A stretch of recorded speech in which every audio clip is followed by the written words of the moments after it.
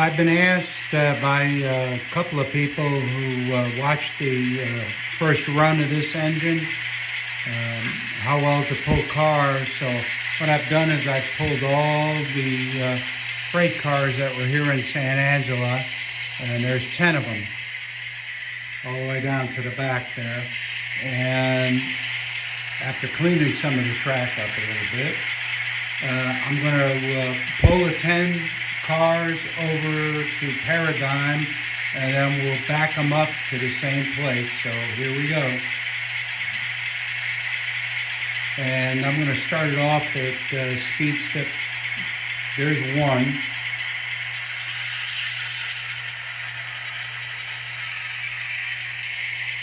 And we'll go up to 2 to go over there.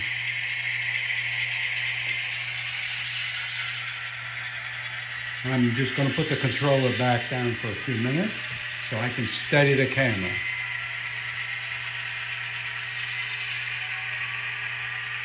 I don't think it had any problems because I've run this several times.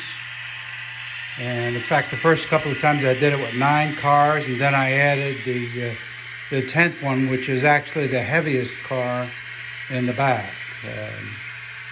So anyway, they're going to go over.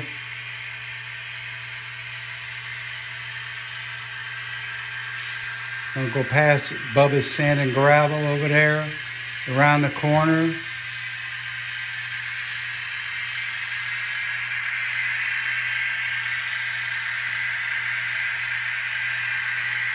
Go around the curve up here and go into Paradigm.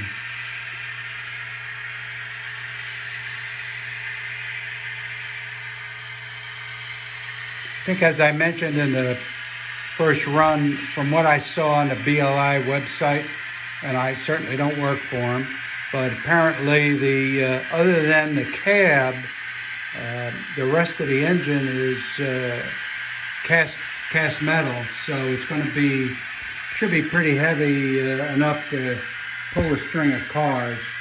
So it's going to go across the bridge of the creek there and go behind the donut hole and go out on the main line.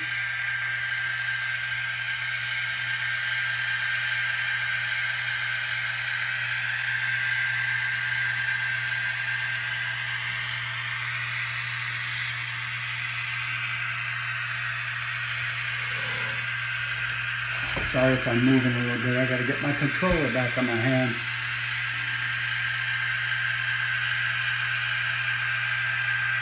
And slow it down to speed step 1. And it's still able to pull those 10 cars. I don't see any problem with pulling power at all. But the only issue is when it hits some of my dirty track, because like I said, I've been working on other stuff. There's some of my, and I have a video I haven't posted yet, but that's some of my, if you want to call it, food carts here for the railgun historical display.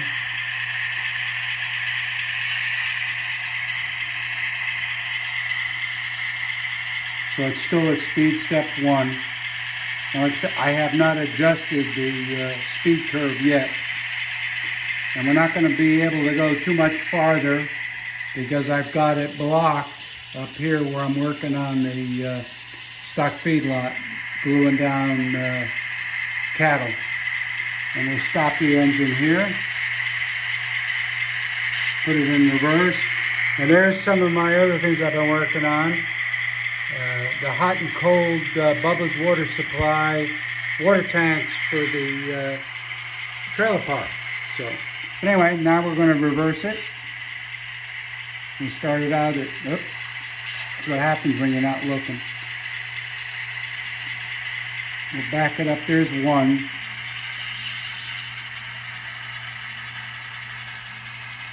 can hear it a little bit of vibration at 1. If I take it up to 2, there's no problem. Now I don't hear that. Might have been the wheels spinning a little bit.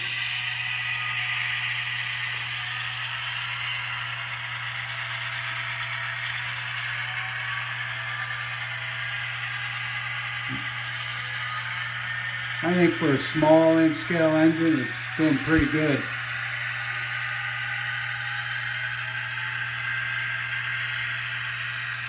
Probably like to use it in Union Station to move strings of not only freight cars, but some of the passenger cars. There's the bell again.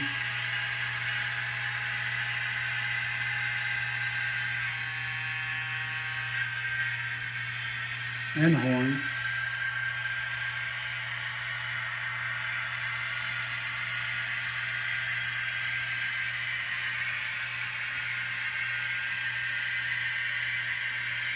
And it doesn't have any problem backing up to 10 cars, so I think it's got pretty decent pulling power.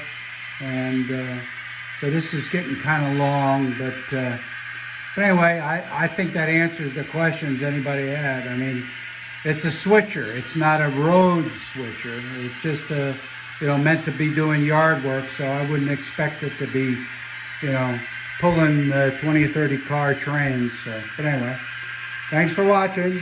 We'll see you next time. Bye.